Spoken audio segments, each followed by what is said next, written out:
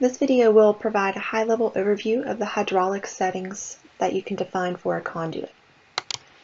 Starting in the feature definitions list for conduits, we're going to be assigning these hydraulic prototypes for each different conduit. You'll get to your prototypes on the Components tab. And then here is where we're going to be creating the individual prototypes. Starting at the top, we have a design section. So when we are creating these prototypes, likely you will want to create separate prototypes for your proposed versus your existing. Where on the proposed, we will say we do want to design the conduit and the start and stop inverts, and then for an existing conduit, we would want these set to false. Also for the design, we can specify local pipe constraints. So this will override what we have set in the default design constraints.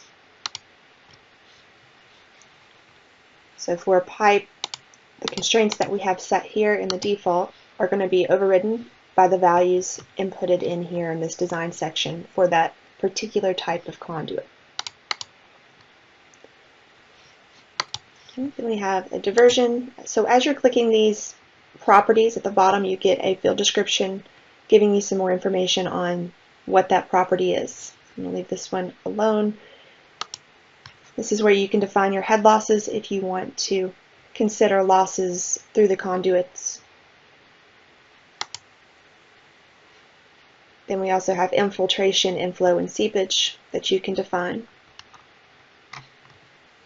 What your output options are going to be, whether that be a detailed or summary.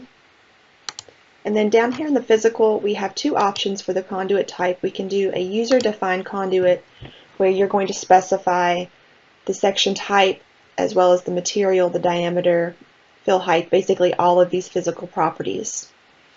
If you use a user-defined conduit, then you will not be able to use the automated design where it will resize the pipe for you.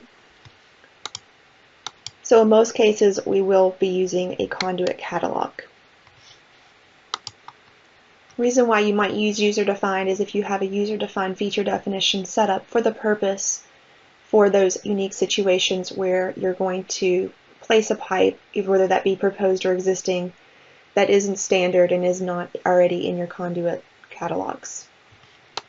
Once you set the conduit type, then you're going to define the catalog class, which I will be talking about in a later video. And when we set the class, it's going to set a lot of these properties for us.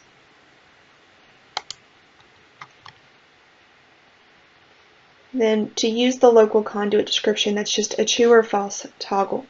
So if we set that to true, then you can also put in what that description of the conduit's physical shape is. So usually we'll set that to false and let it be defined from how we have it set up here in the options. And I'll show that real quick.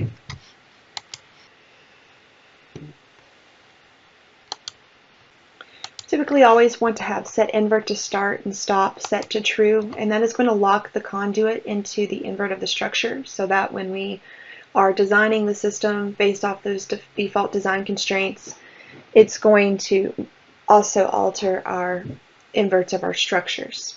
And then if you wanted to edit any of these individually, then you would set these to false inside of the project per pipe, and then you could type in your own invert elevation as you need to.